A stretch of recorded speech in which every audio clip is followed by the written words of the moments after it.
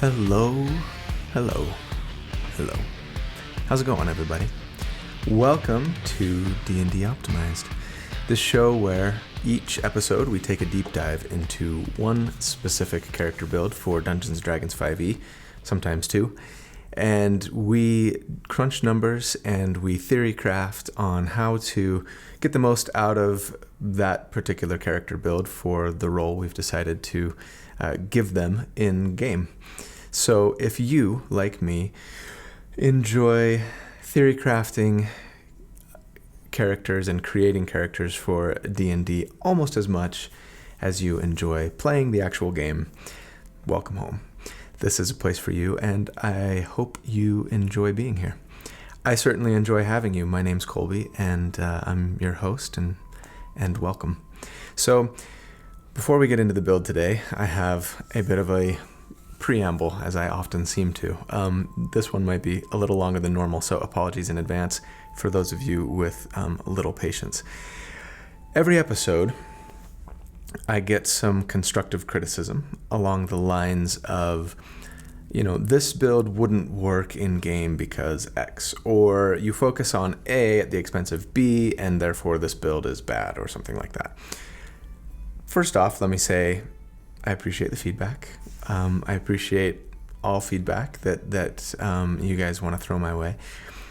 But let me maybe emphasize something that I maybe haven't done a very good job of emphasizing thus far. And that is to say, the intent for me with this channel is never to say, here's a character build, this is the best way to do this particular character, and if you do it any other way, you're wrong. Right? That's lame. And frankly, I think that's why a lot of people who like to talk about character optimization maybe get a bad rap from the rest of the D&D community, because sometimes we have an attitude that's like that, right? I think that's lame. I think you should play your character however you want to play it, and whatever way seems the most fun and rewarding and fulfilling for you. And so really my intent is to explore the limits of what's possible, I guess from a numbers perspective anyway. To crunch numbers, yes, but find cool synergies between subclasses and spells and feats and equipment and things, and races, and crunch the numbers on how combining all of those things together could theoretically impact a character, and then compare those sort of theoretical builds that I've come up with, or that we've come up with, or someone else has come up with for that matter, to other episodes that I've done, and just kind of see how they compare depending on enemy armor class, depending on character level, etc., etc. Not all of them are going to be super practical in game, right? And should be potentially tweaked accordingly. The armorer build that I did at one point, I think, was fairly reliably running around with like a 33 armor class or something like that. In game, depending on what you're fighting, that's a little silly. It would be rare that you would need a 33 armor class, right? In order to sort of be very tanky. The Sorcerer with the Magic Touch episode that I did last week, one commenter said something along the lines of, and I'm not trying to call anybody out or bully, but they made a comment that was something like, this build would be boring to me, always just casting the same Shocking Grasp spell in turn over and over. And what would you do if there were a bunch of flying enemies? You wouldn't be able to do anything, and so I'm disappointed with the build. Fair criticism and totally fine and valid, right? My response, of course, would just be, if this seems boring to you, then you should absolutely not create your character this way. Of course, I think you could probably make the same criticism of a lot of different martial builds, but that's me. And I guess my other response would be, if you have a DM that when they see a build like this is constantly only throwing flying creatures at you, then your DM is unusually cruel. But regardless, if it's not interesting or fun, then you should by no means try to recreate something like that in game, right? The grappler monk that I did a couple of weeks ago did crazy damage, but in the context of an actual campaign, right, it probably wasn't super practical for most tables. Hopefully, we can enjoy the exploration of the possible, and then take those concepts to our own characters, tweaking them in a way, here and there to try and take advantage of, the synergies that you liked best with a particular build, and then tweaking them and making them your own, altering them in a way that's more fun, interesting, or practical for you. So that leads us, and the reason for that sort of preamble really is because it leads us very well into the episode that I'm doing today. Episode 25, the Mounted Battlesmith Artificer. This is a super fun, I think, character concept that you may or may not be able to make work exactly as I lay out in the build for a couple of reasons. One, you just may not want to. You may not find it super practical. Your dungeon master might take issue with one thing or another in the build, right?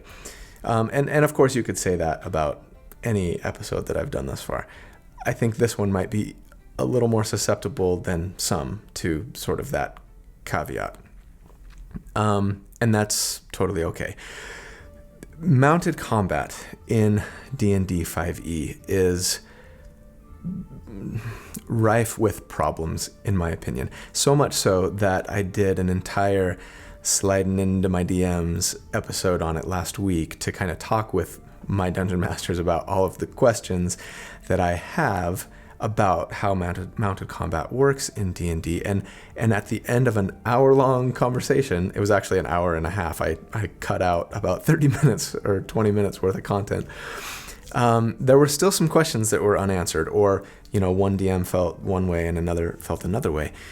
I would strongly encourage all of you, if you're interested in this build, to watch that sliding into my DMs, it was number 6, I think, episode on mounted combat. Not just because I want more views, which, okay, fine, I do, but honestly, the main reason is because mounted combat does leave a lot of questions, rules as written in the book, and I think if you're going to try and create a character like I'm about to outline today, it's going to be important to know what questions you're going to need to discuss with your dungeon master before the campaign even starts, before you even create the character, to make sure that you're on the same page as far as what combat's going to look like for you.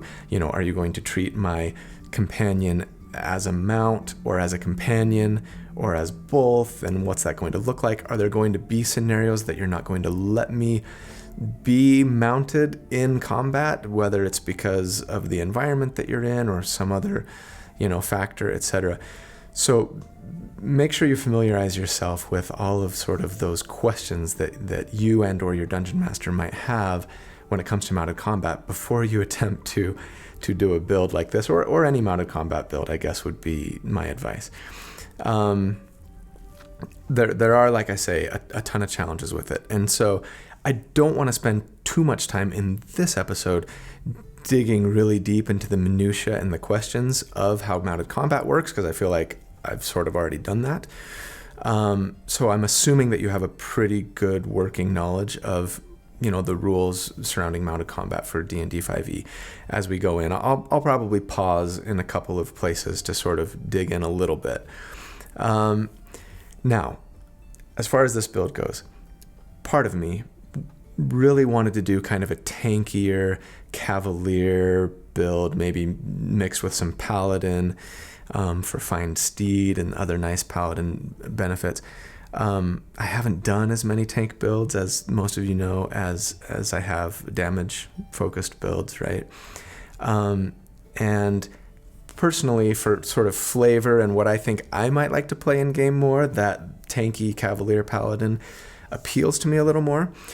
But I decided to go with the with the Battlesmith Artificer for a couple of reasons.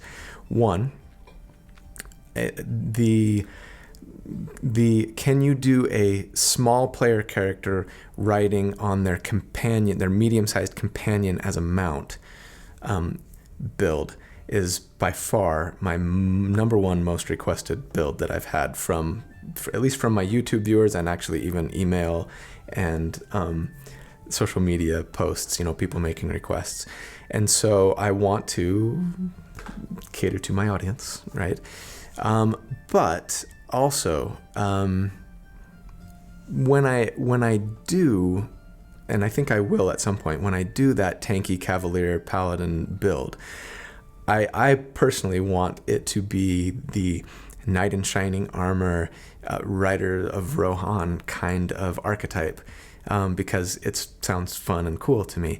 And to me, I would want then to be a medium player character on a large mount, like a warhorse or something like that. And when you put all of your eggs into one basket like that, into the sort of this mount, really being able to take advantage of mounted combat in that way, there are so many moments in most D&D campaigns where you would have a difficult time being a medium player character on a large, warhorse or something like that. When you're inside buildings, when you're in a lot of dungeons, it would be difficult to take advantage. And so I think to really get the most out of a character built like that, you would probably want to play a campaign that was sort of maybe tweaked or tailored specifically for you to be able to take advantage of that.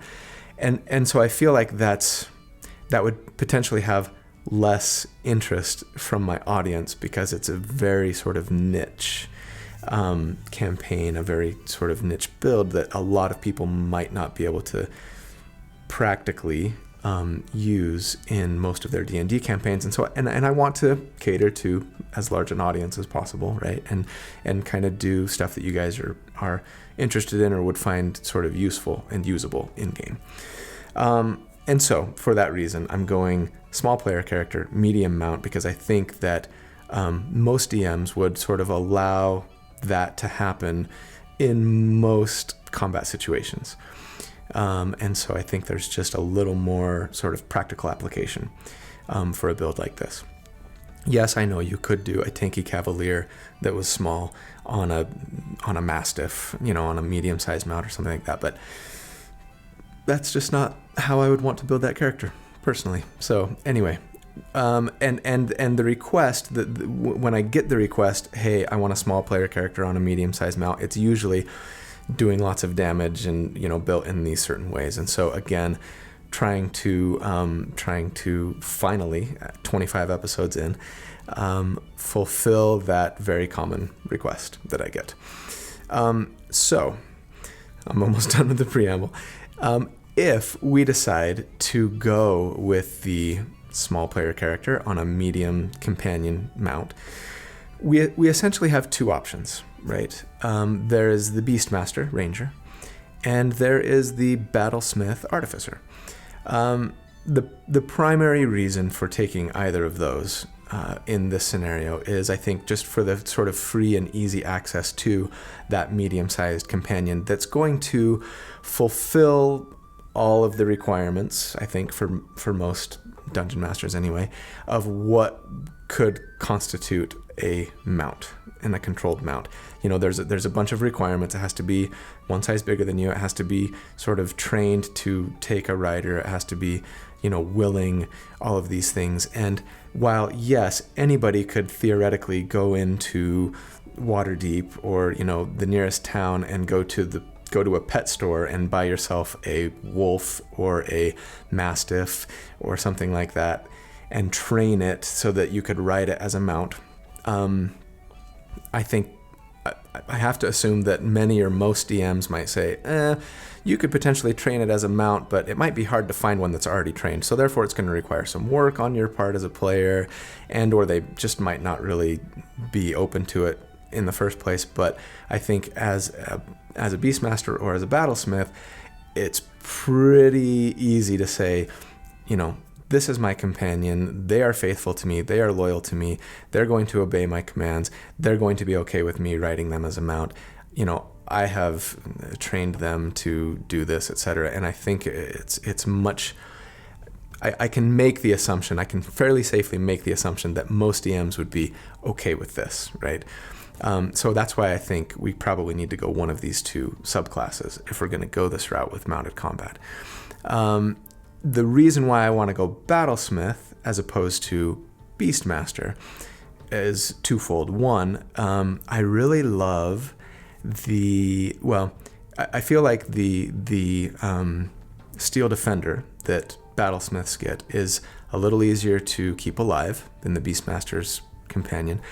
And I love the very powerful reaction and free reaction that the Steel Defender gets over the Beastmaster's companion. And actually 3, I've already done 2 full episodes on a Beastmaster, and I've never yet done a Battlesmith build, and I get a lot of people requesting one.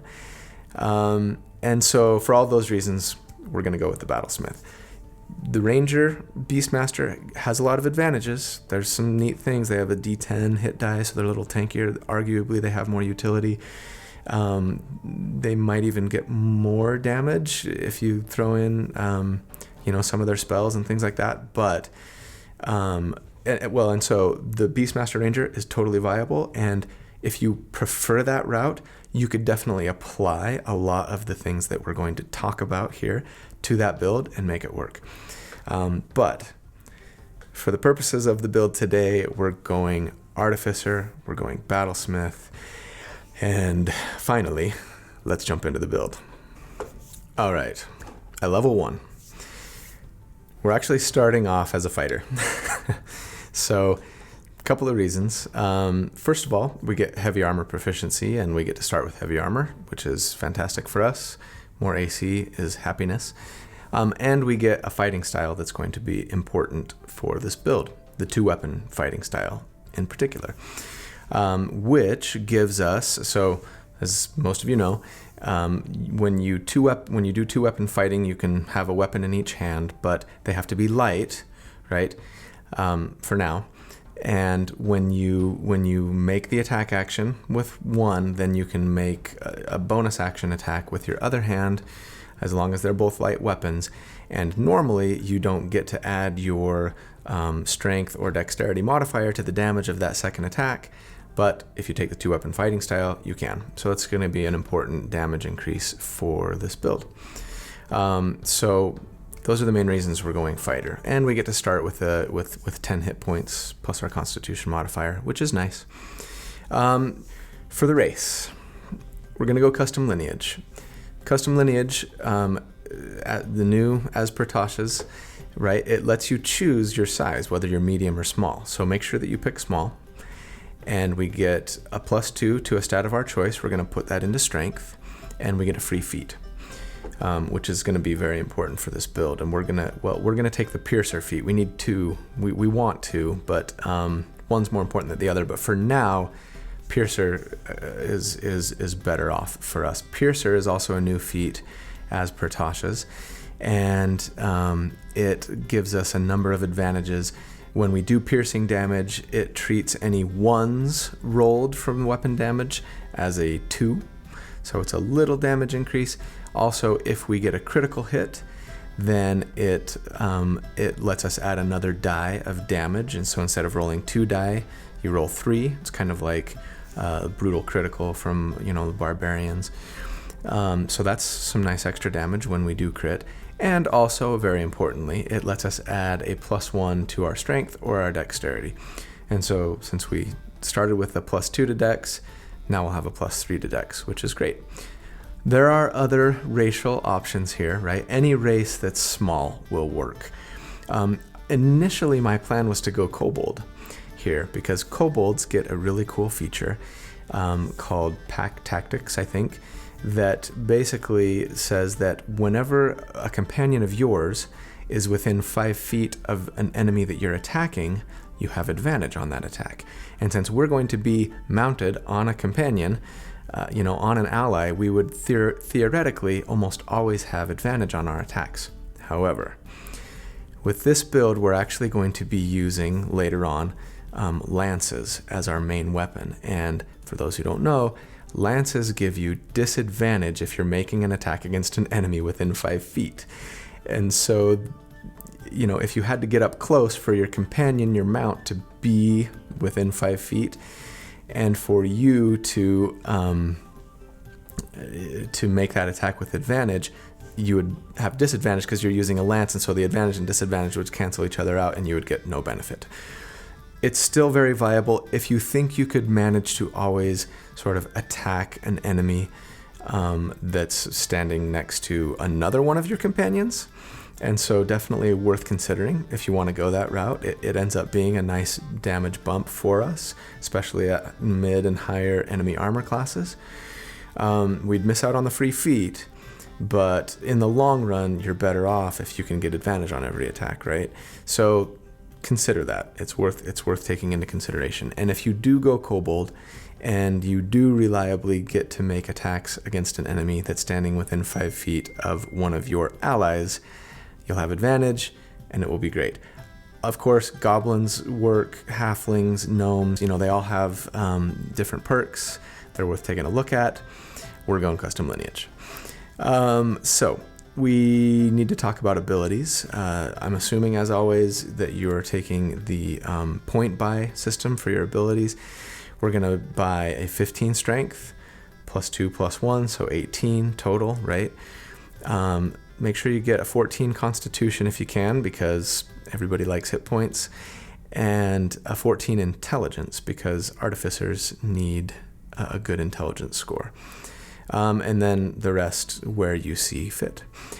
As for equipment, I'm going to recommend that you do a gold buy option, which again lets you roll dice, and then times 10 you get that much gold. It should be enough, unless you roll really terribly, to let you purchase some chainmail, which is pretty good starting heavy armor.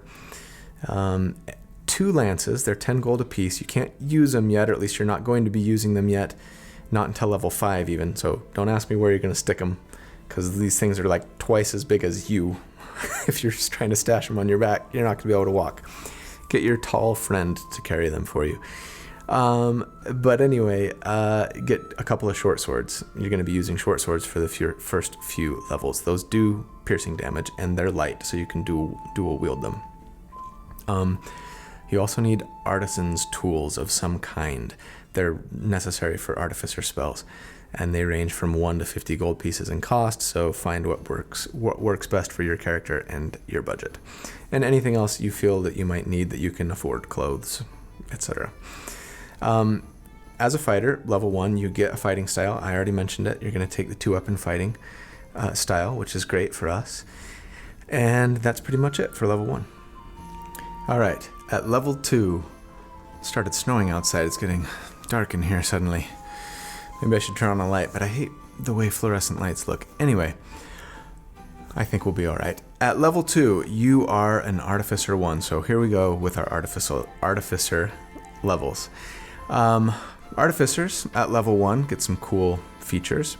You get a feature called Magical Tinkering, which lets you create some cool, flavorful, fun utility type stuff that we're not going to get into. And you get some spells. So for cantrips, make sure that you get Mending. This is very important. You're going to be using this a lot. And also Firebolt, or something like it, just to do damage from ranged when you need it early on like this. Your intelligence modifier isn't great, so it's not going to be super fantastic, but in a pinch, it'll be good to have. Other first level spell options to consider, I really like the spell Longstrider. It doesn't require concentration, it lasts for a full hour, and it gives an extra 10 feet of movement speed to you or one of your allies. I'm assuming, you'd be casting it on your companion, on your Steel Defender later, and since you're going to be mounted on them, riding them into battle, an extra 10 feet of movement speed for them will be great. But otherwise, I would just encourage you, as a general rule, with this build, to focus on spells that are sort of out of combat, ritual spells or buffs. Cure wounds is something you get access to. That's nice. Detect magic, identify, purify food and drink, things like that. You're not going to be, at least I wouldn't recommend, you may decide otherwise, but I don't think you're going to be casting a lot of spells in combat for a couple of different reasons, which we'll get into in a minute. So anyway, look for those kind of utility buff sort of between combat spells. At level 3, you are an Artificer 2, and you get your infusions. So infusions are really cool, unique to the Artificer, and it lets you basically tinker or sort of make a mundane non-magical item magical, right? You get 2 at this level, and you can't, there's some restrictions. You can't use the same infusion on multiple items, and a single item can't hold more than 1 infusion. So there's a bunch of different cool ones. Personally, of course, I'm going to recommend that you take Enhanced Weapon, which makes one of your weapons a +1 magical weapon, and Enhanced Defense, which lets you make your armor a +1, gives your armor a +1 to AC. I like numbers, what can I say? You can do other things that you might like more. You can create magic items, and at this level, you can create a Bag of Holding, which would be a great to have, especially because you got these like 10-foot lances that I don't know where you're stashing them. You can put them in your Bag of Holding. Anyway, moving on to level 4, you are an Artificer level 3, and you get to choose your Artificer. Wow, I'm going to do that a lot today, aren't I? Artificer Specialist. We're taking Battlesmith, of course. It's the main reason we're here. Now, there are some cool features that Battlesmiths get, some of which we don't necessarily get a lot out of. For example, Battle Ready. Battle Ready is really cool. It lets you potentially use your intelligence as your attack stat, essentially, your +2 hit and +2 damage, if you're attacking with magical weapons. Our weapons aren't always necessarily going to be magical, at least not yet. And so that's kind of tough to pigeonhole yourself in that way. And we really want strength, we need strength or dex at least to multi-class into fighter. And we want at least a strength 15 for heavy armor so that we don't suffer a movement penalty. Thanks to the YouTube viewer who pointed that out. I can't remember the name off the top of my head right now. But yeah, you can always, if you're proficient in heavy armor, you can wear whatever heavy armor you want, even if you don't have the strength requirement. It just impacts your move speed, but we don't want to impact our move speed by 10. That would be sad. Even though we'll be mounted all the time, so it wouldn't hurt that much. But again, there's a lot of reasons for us to want strength anyway. So we're not going to get a lot out of Battle Ready. You do get some additional spells as a Battlesmith that other Artificers don't get, which are nice. Heroism is one at this level, which it requires concentration, and it lasts for a minute, and it gives you or an ally temporary hit points each round, which is nice. You could cast it on your Steel Defender, which we'll talk about in a second, too, which would be a nice way to kind of help them stay alive. You also get the shield spell, which, as most of you know, is one of my favorites, right? I love shield. There's a problem, however, with shield. Again, shield lets you, as a reaction, cast a spell when you get hit by an attack that increases your armor class by 5 until the beginning of your next turn, potentially causing that attack and subsequent attacks, for that matter, to miss. It's great, but we're dual wielding, right? And shield has a somatic component, meaning you need a free hand in order to sort of, cast signs in the air to cast that shield spell. Normally, I say, well, okay, you either take Warcaster, which lets you, the Warcaster feat, which lets you, cast somatic components even if your hands are full, or you drop a weapon, cast your reaction, and maybe on your next turn you pick it back up. I think that's going to be a little difficult to manage because we're going to be on the back of a mount a lot of the time. And even though it's only a medium mount, I think a lot of DMs would be like, you're going to have to get off your mount if you want to scoop that weapon back up. And it gets a little messy.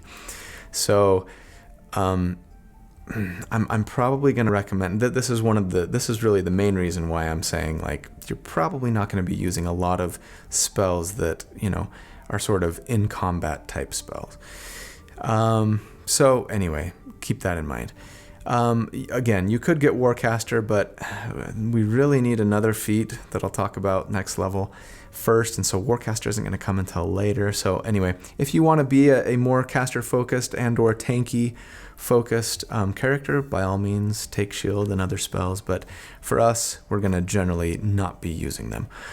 The main reason, of course, that we went with the Battlesmith is for our Steel Defender.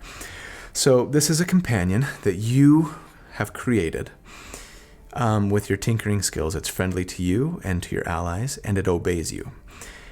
I'm pretty sure that, like I mentioned in my preamble, right, as long as you create the Steel Defender with an appropriate anatomy, it will qualify in all ways to be considered a controlled mount, as per the mounted combat rules. Again, please read up on them. It's trained. That's a requirement. For all intents and purposes, I mean, you created the thing yourself. After all, I would think that most DMs would be like, yeah, it's your construct, right? You've created it. It's trained to do what you want it to do. It's one size larger than you. That's a requirement. So when a mount is controlled by you, meets those requirements, it means that it matches your initiative, and it will move as you direct it on your turn, right? And it has 40 feet of move speed, which is nice. And then it has only 3 options to take as an action. It can dash for double move speed. It can disengage so that it doesn't take an opportunity attack, or it can take the dodge action, which means that enemies have disadvantage when they make attacks against it. Now, if you watched the Sliding Into My DMs episode that I referenced earlier, right, number 6, we get really deep into the weeds of trying to decide if your companion in this case would also be allowed to act independently instead of act as a controlled mount. That's going to be up to your DM. You might not even want it to, even if it could, right? But when a mount acts independently, it means that it essentially, your DM has the ability anyway to sort of take control of your mount and decide what it does on its turn. And it can, in that case, if your DM allows it, also make attacks on its turn. And your Steel Defender does get an attack. It's a D8 plus your proficiency bonus. It's not a ton of damage, but it's nice. The problem is, at that point, it does not match your initiative. It rolls its own initiative. And so it may move, you may be a little out of sync, I guess. You might get a little more damage out of it, but best case scenario, even if your Dungeon Master says, okay, fine, I'll let it be independent, and you know what? I'll let you decide what you want it to do, which some DMs may do. I can't know for sure if they will, which is why I'm not going to include the mount's damage when I calculate, when I do damage report numbers. But at best case scenario, you're going to be out of sync, right? It's going to move not on your turn, which is going to just get a little weird. And so for sort of all of those reasons, I can't know for sure what your DM will allow. I can feel relatively confident that your DM will be okay with you treating your Steel Defender as a controlled mount at the very least. There is one remaining question that some may have, and sometimes I see people that do builds like this, whether it's a Battlesmith or a Beastmaster, and they say, this is great, they're your mount, you ride into combat, you take all of your actions, and then in our case, as a Battlesmith, you can, as a bonus action, command your Steel Defender to take an attack. So, I sort of have this question of, well, if it's a mount, is it a mount or is it your Steel Defender companion? I think a lot of people would probably be okay with treating it as a Steel Defender companion. However, I don't want to use my bonus action to make my Steel Defender make an attack. I get more damage out of my own bonus action. So I'm totally okay with just treating this as a controlled mount if that's all we get. If your Dungeon Master will allow it to be an independent mount, and still let you decide what it does on its turn. They might not do that. Then you could potentially get more damage out of it, but at the cost of being out of sync on your movement, right? So I hope that all makes sense. Let me know if you have questions, or, let's discuss in the comments or on the subreddit or whatever, right? But anyway, I'm going to assume that you're treating it as a controlled mount, allowing you additional move speed, potentially a dash from them, right? And still letting you take your actions and bonus actions as normal, or even a disengage if you need to get away from enemies, things like that. Okay, Steel Defender. It's fantastic. It has a 15 armor class, not fabulous, but it's not horrible. It has 2 hit points plus your intelligence mod, which for us is just a +2, so 4, plus 5 times your artificer level. So right now that's 19 hit points total. Not amazing, but we'll remedy that. It will scale as we take levels in artificer. It has a speed of 40 feet, like I mentioned. It's immune to poison, it's immune to charm, it's immune to exhaustion, it can't be surprised, and it can speak your language. So lots of great bonuses and benefits that we get out of having this Steel Defender as our mount. It has an attack that we're probably not going to be getting, or at least I'm going to assume we're not. One awesome thing about it that I mentioned earlier, it can be easily healed. So 3 times a day, it can heal itself as an action. It's functioning as a controlled mount, and that action is not listed among the actions it can take when you are riding it. So technically, it can't do that in combat unless you get off, right? But you could do that in a pinch. But also, it can be healed by a cast of the Mending spell. And it will heal it. A Mending spell will heal it for 2d6 of hit points, which is great because Mending is a cantrip, so free unlimited healing, right? Of course, Mending requires an action on our part, and we have our hands full, as I've talked about, and Mending has both a somatic and a material component, which means we need a free hand to use our tinkering tools, our artificer tools, to cast the spell. So going to be a little difficult to swing in combat, but maybe you can stow your weapon before you cast that if you really need to in a pinch to heal your Steel Defender. And of course, in between combat, you can heal it to full essentially with unlimited castings of the Mending spell, right? Again, because it's a cantrip. So work that out with your DM. Make sure that you're clear on how this is going to work for you. If you want to try and do this in combat, have a plan, but know you've got some great healing options for your Steel Defender. Most importantly, in my opinion, and the thing that really makes the Steel Defender shine, is it has an amazing reaction ability called Deflect Attack. So when a creature within 5 feet of it makes an attack roll,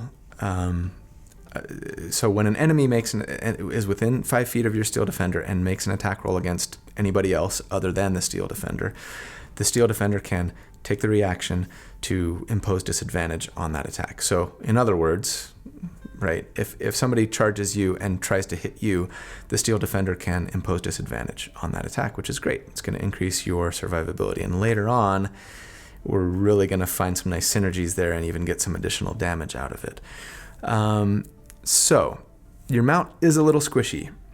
So generally speaking, you're going to want to avoid being in combat range, I think. But the nice thing is that you can run into combat, make your attacks, and then have your mount disengage and run out, keeping you both a little bit safer. You can bring your Steel Defender back to life if it dies, with just a first level spell slot, as long as you cast it within an hour of its death. Or after a long rest, worst case scenario, you're out of spell slots at the end of a long rest, you can resurrect it essentially, which is great. But getting your Steel Defender killed while you're in the middle of combat is really going to cramp our style and especially our damage per round at the next level. So let's talk about that. Level 5. You are an Artificer, level 4. And this is where it all comes together. So you get a feat or an ability score increase, and we're going to take the dual wielder feat. As you probably know, dual wielder gives you, when you're using two weapons, one in each hand, it gives you a +1 to your armor class. Fantastic. So now with our infusion, we're at an 18 armor class, even if we just have chainmail, and you might have splint mail or even plate by now. So your armor class is pretty good. And more importantly, you can use two-weapon fighting even when the one-handed melee weapons you're wielding aren't light. So it's time to ditch the short swords and pull out those lances. Now, let's talk about lances. I've never done a build with them before, and they're a little funky, but they're pretty cool. So lance, think of it as just a big long spear, essentially, or like a jousting lance or something, right? So it is a special weapon. It does 1d12 of piercing damage. It has reach, so you can make your attacks from 10 feet instead of 5.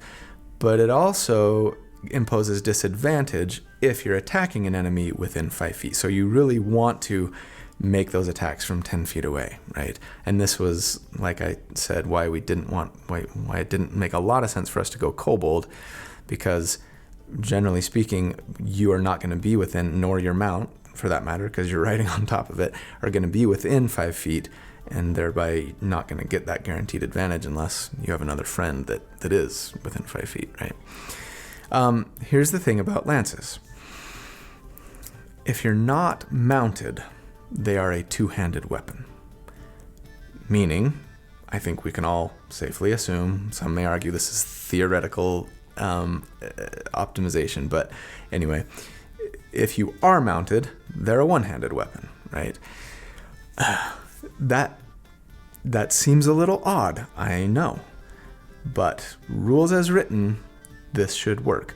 Your dungeon master may think that a 3-foot-tall player riding on a medium-sized mechanical construct with two 10-foot-long lances riding into combat is just so awesome that they can't handle it, and so they won't allow it because it's just too awesome. But you've got fantastic backing that this works rules as written. If your dungeon master still doesn't want to let you do it, don't be that person that whines and complains. Find a solution. Throw on a shield, whatever. Use rapiers instead of short swords. I don't know. But anyway, this is the only two-weapon fighting style build, as far as I know, that gets to do two-weapon fighting with D12 weapons. And that in and of itself is super fantastic. You kind of had to tweak some things and work it to get there, and you can only do it again while mounted. If you get knocked out, if your mount gets knocked out from under you, if it dies, you're gonna need a backup plan. So maybe keep a couple of rapiers on hand, right? Because or no, they don't have to be rapiers. Sorry, longswords would be fine. You're a strength-based character. But they do piercing damage, so never mind. Do rapiers, because we have the piercer feat. Anyway. Right. So the idea here, obviously, just to kind of sum it all up, right? You've got two lances, one in each hand. You're mounted on your mechanical construct. On your turn, you are charging into combat, stopping when you're 10 feet away from your opponent or opponents, making your attacks, and then probably running away a little bit more. Hopefully you've still got some move speed. Maybe you can have your mount take the dash action if you need to get away. And so it really has a cool kind of, I don't know, like a knight in a actual jousting competition or something. You're running in, you're making your attacks, you're running back out, you're running in. So you're really kind of in and out of combat every turn, making those attacks from reach. And so most opponents shouldn't be able to take opportunity attacks on you when you run away, unless they also have reach, in which case your mount can take the disengage action and you're still not getting hit. Let me talk about that, actually. So according to a tweet from Jeremy Crawford, anyway, you can look it up, and I know not everything he says is necessarily, You don't have to abide by his suggestions, but his claim is that if you are mounted and your mount does not impose opportunity attacks, then you also don't impose. They can't make opportunity attacks against you if they can't make opportunity attacks against your mount. That's his intention anyway. The idea is that if your mount takes disengage, neither of you should be able to provoke opportunity attacks. And you'll need to do this fairly regularly, because even if you're 10 or 20 or 30 feet away from an enemy, they could run up, to within range of you and make attacks on their turn. And so then on your turn, you would want to have your mount disengage, back up 5 feet, right? Make your attack so you're not making them with disadvantage because you're using lances. And then, use the rest of your mount's movement to get away from them. So you're very much sort of this light cavalry kind of feel. You're strafing, you're circling the battlefield, you're dashing in, making your attacks, dashing back out, and looking, for the next one to make a charge attack against. And it's really cool, and it's pretty strong. All right, at level 6, we are an Artificer 5, and we get extra attack. So now we are getting 3 lance attacks every turn, right? 2 from extra attack, and those, by the way, are made with a +1. That's our main hand, and we cast enhanced weapon on that one, right? So we're getting 2 attacks with a +1, doing a d12 of damage, +1 +4 for our strength modifier. And then, our offhand bonus action attack, with thanks to the dual wielder feat that we took, we can do that. And again, a d12 plus our strength modifier, because we have 2 weapon fighting. We also, at level 5 Artificer, get second level spells. Battlesmiths get 2 that other Artificers don't. Branding Smite requires concentration, and it only has a verbal component, and it's cast as a bonus action, but it just does an extra 2d6 of damage on your next hit, and then it's done, right?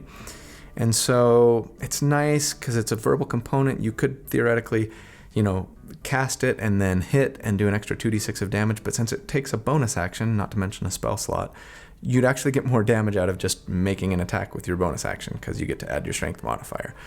However, it does cause enemies that could potentially go invisible to not be able to go invisible. You can see them essentially when you hit them with Branding Smite. So against enemies that can go invisible, use it. Otherwise, I'd say don't worry about it. You also get Warding Bond. Warding Bond is great. It lasts for an hour. It does not require concentration, and you essentially cast it on an ally, and then it gives that ally, I'm assuming you'd probably cast this on your Steel Defender, but you could cast it on somebody else. It gives them a +1 to armor class, and resistance to all damage, but any damage that it takes, you take the same amount. So it has resistance, meaning takes half, but then you take that same amount of damage. So you're basically just splitting the damage between the two of you. Great way to, help keep your Steel Defender and mount alive in combat. So that's great. There are other cool second level spells that Artificers get, and you should totally look at them and take the ones that you like best. So, damage report. Level 6. Against an enemy with a 10 armor class, on average, you will be doing 35 damage per round. And against an enemy with a 15 armor class, on average, you're doing 25 damage per round. That's nice. It's not amazing. It's not incredibly overpowered. And so I think for that reason, you might have sort of, room to make the argument with your DM that you should have your companion, your mount, your Steel Defender be allowed to act independently, and thereby, get to take potentially an attack action on its turn, as well as move you around. Again, I can't assume that they will say yes to that, and even if they did, you might not want them to, because it might be more important that your movement be synchronized so you can be running in, making your attacks, and running out. All right, from here, we have a decision to make. Two paths diverge in a yellow wood, and we need to decide, are we wanting to be more of a team player and debuff our allies and do cool things, and sort of emphasize our mounted combat expertise a little more, or do we want more damage? I wonder which way Colby's gonna go. So here's the thing.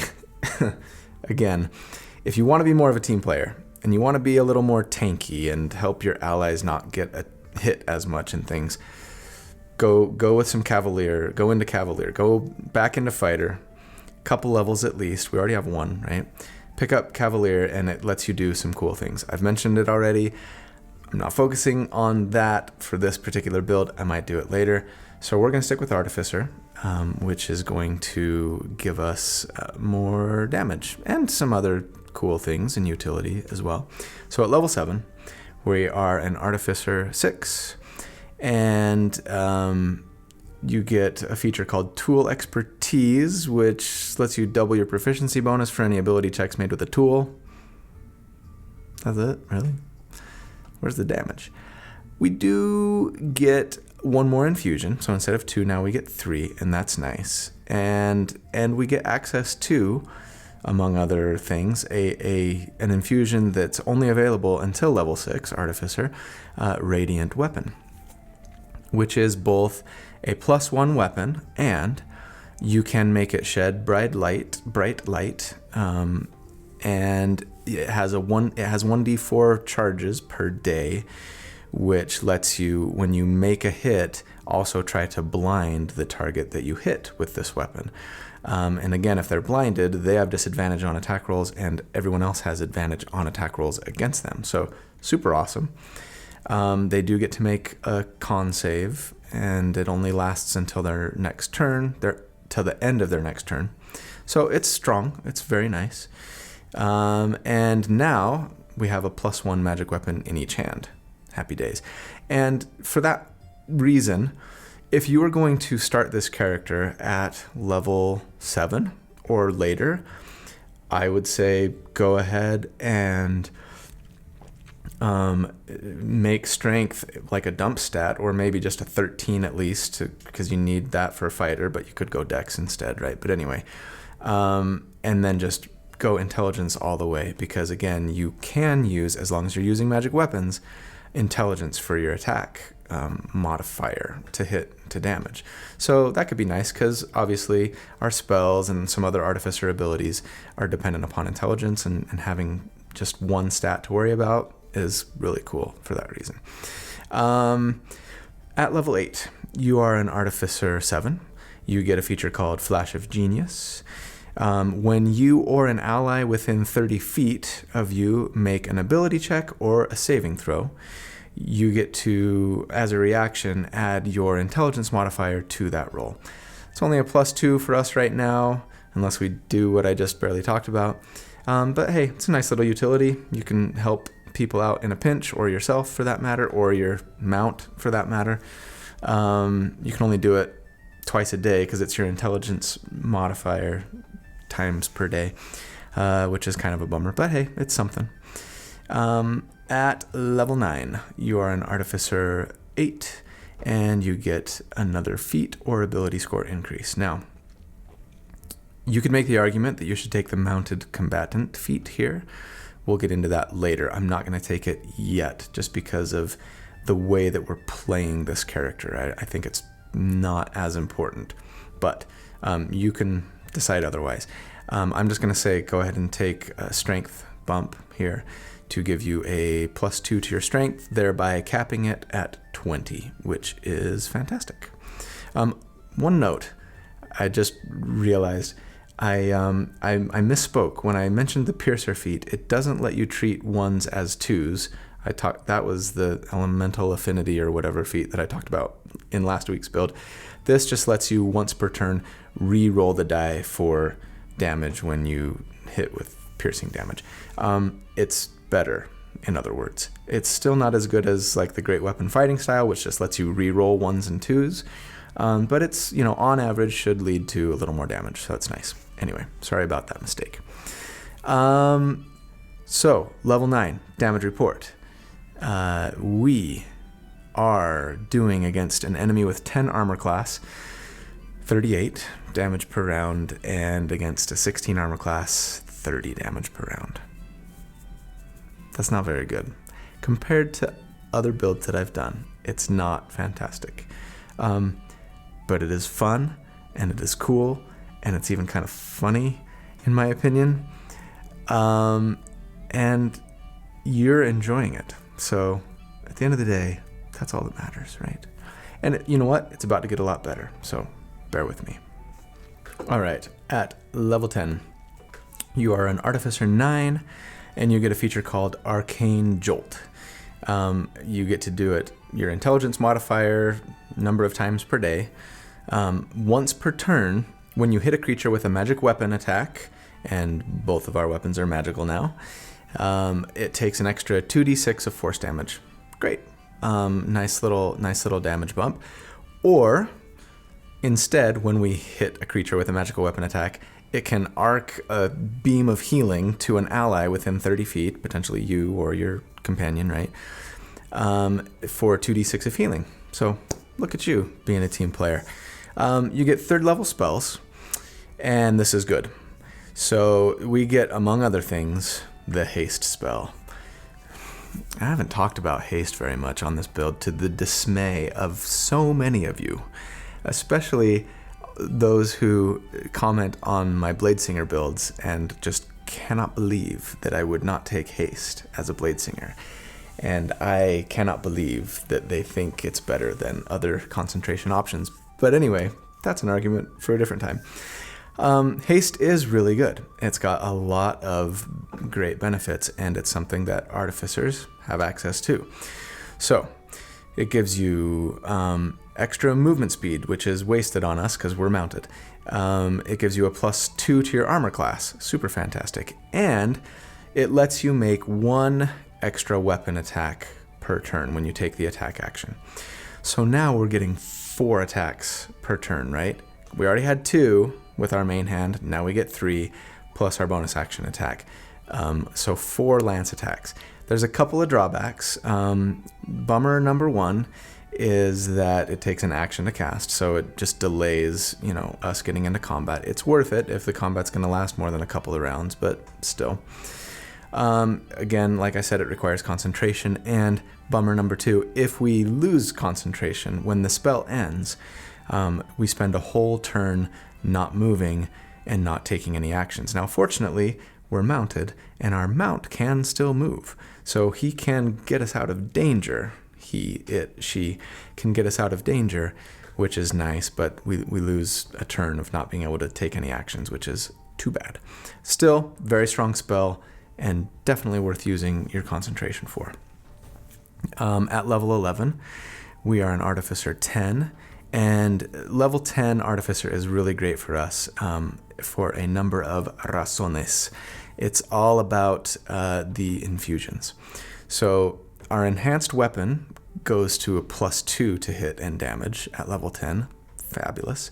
Not the radiant weapon, oddly, which feels like an oversight to me. But anyway, our enhanced defense goes to +2 to your armor class instead of +1, which is great.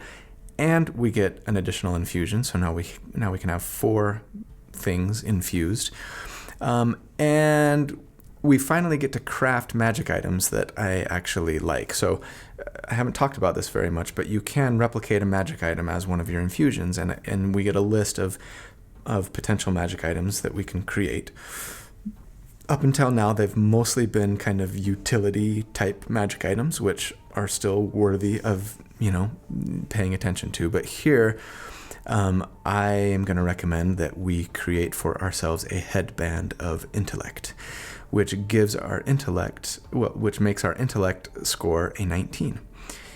So we get a +4 bonus to our intellect now, which is great for, all of the things that I've talked about. Your companion is going to hit more frequently if they're actually ever making attacks. Your steel defender, that is. We get more arcane jolts, more flashes of genius. Our spells are more potent, right? And it makes the blind from our radiant weapon harder to resist, things like that. So, if none of that interests you, go ahead and create a cloak of protection for yourself, which will bump your armor class by 1. That's great. But I mean, if you're going more tanky and less damagey with this build, then you'd probably have a shield. You'd probably be using a long sword instead of lances, so that you could stay within range of your enemies a little better and sort of draw their attention away from your friends. You'd have a repulsion shield infusion on your shield. It's a different build, but it's definitely viable if that's the way that you want to play this character. You also do get the Magic Item Adept feature here, which lets you attune up to 4 magic items at once instead of the normal 3.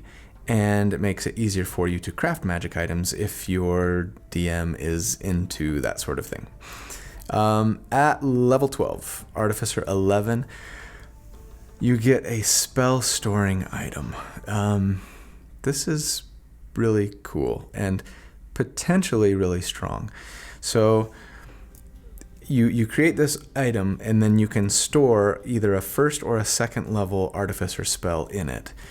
There are some requirements. The spell has to take an action to cast. It has to be, again, a first or second level Artificer spell only. So even if you multi-classed, you couldn't, if it's not on the Artificer spell list, it doesn't apply. And then you or someone else that you give this item to can cast that spell from the item up to 8 times a day. It's twice your intelligence modifier, which is now a +4 because we got that headband of intellect, right? There's a few good options here. I like Blur, that you can give it to a friend who has concentration available to them, right? Because it's a concentration spell, and then when they cast it on themselves or somebody else, it gives enemies disadvantage when they try to hit them, which is great. Cure Wounds is a fantastic option, just for some nice in between combat, especially heals. Here's the one that I'm most strongly going to recommend: Enlarge or Reduce. So this is fantastic. You could give it to somebody who has a concentration slot available to them. So like barbarians, it won't work. They can't concentrate on spells. Other casters are probably going to be using concentration, right? But if there's someone in your party who can cast this, it's great for a couple of reasons. You could either have them cast it on, whether themselves or somebody else in the party, to give an extra D4 of damage to their weapon attacks because they're enlarged. Do not have them cast it on you, however, because that will make you go from small to medium, and now you're not going to be able to ride your mount because your mount's only medium size, so keep that in mind. But they could also use it offensively to shrink an enemy and reduce the enemy's weapon damage by 1d4, which is cool.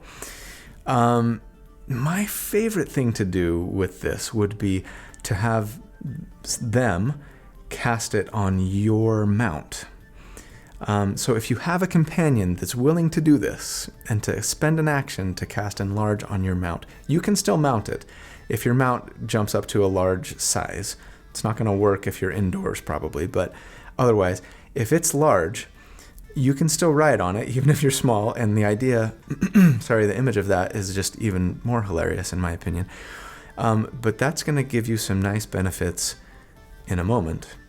So let's talk about that. At level 13, you are an Artificer 12, and you get another ability score increase or a feat. And at this point, I think I probably would take the Mounted Combatant feat.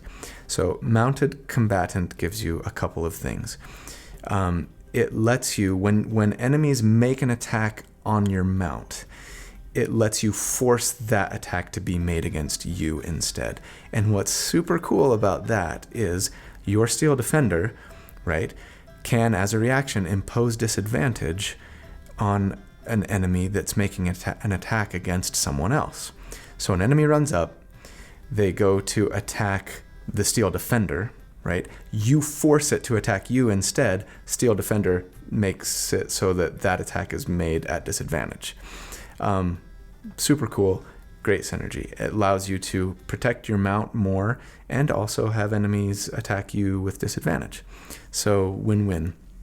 The mounted combatant also lets you, I think I mentioned this before, make attacks against enemies smaller than your mount, so medium creatures or smaller, right? If someone has an enlarged spell on your mount, you get to make those attacks with advantage. So if your mount is large and you have the mounted combatant feat, you can make attacks with advantage. So again, if you have somebody that can use your spell storing item and cast enlarge on your mount and concentrate on that, and you have the mounted combatant feat, then all of your attacks are made with advantage, and that's going to be a big bump to our damage per round. So anyway, something cool. I'm not going to assume for our damage reports that you're actually doing that, because I just don't know if you're going to have somebody in your party that has a concentration slot available and that is willing and able to do that, and even that you'll necessarily be in a place where you can ride a large mount and not be banging your head against the ceiling or whatever. But in some situations, it would be really cool and fun and awesome and hilarious. Damage report at level 13. Let's see, you get against an enemy that has a 10 armor class, you're doing 53 damage per round, and against an enemy with a 17 armor class, it's 44 damage per round. Again, those numbers go up if you are making attacks with advantage because you're on a large mount, and or if your mount is acting independently and able to make attacks on its turn and things like that. But that's sort of a baseline of what you can expect to do at this level. At level 14, you are an Artificer 13, and we get 4th level Artificer spells. Among other things, we get the really cool and very artificery spell Summon Construct. So you essentially summon a golem, basically, and it's made of metal, stone, or clay. And they each have their own neat little features, 2 of which are going to add some damage. Anyway, they obey your verbal commands, and it doesn't require a bonus action or an action by you like the other summon spells from Tasha's, all very good and very strong. And it can, when you verbally command it to do so, make 2 attacks on its turn. It is your spell modifier to hit. Hooray for Tasha's, right? At this level, that is, 5 plus 4, so plus 9 to hit, not bad. Hooray, Headband of Intellect. And it does a d8 plus 8 damage each attack. So 2 attacks, 2d8 plus 16. That's a lot of damage. In fact, it's better than haste. It requires concentration. It's generally better than haste because even though we have a slightly higher plus to hit, they do so much more damage on those 2 attacks compared to our 1 attack that we get from haste that you're just better off going Summon Construct outside of very high enemy armor classes. I'm talking I think 27, 28, 29. I didn't crunch the numbers, but I know that it's higher than 25. So anyway, I would use that for concentration when you have 4th level slots available. Level 15. You are an Artificer 14, and you get the magic item Savant feature. You can attune up to 5 magic items now, and you get a 5th infusion, just in time. So we get access to even better and more powerful replicable items to use for our infusions here. There's lots of good ones to choose from. I'm going to recommend the Amulet of Health, which, like the Amulet of Intellect, bumps our Constitution now to 19. So now we get a plus 4 to our Constitution modifier, which of course is going to give us a bunch more hit points, 30 more hit points at this level. Plus really give a nice bump to our Constitution and thereby concentration saves. All very welcome things. At level 16, we are an Artificer 15, and we get the Improved Defender feature, which is a nice little bump. It lets your Arcane Jolt do 4d6 instead of 2d6. And remember, we can cast that 4 times per day now, or use that 4 times per day, or I should say it does 46 damage or 46 healing, however you want to use that. Your Steel Defender gets a +2 bump to their armor class, which is great. Of course, you should hopefully be forcing attacks to be made against you all the time because your armor class is better and you have more hit points.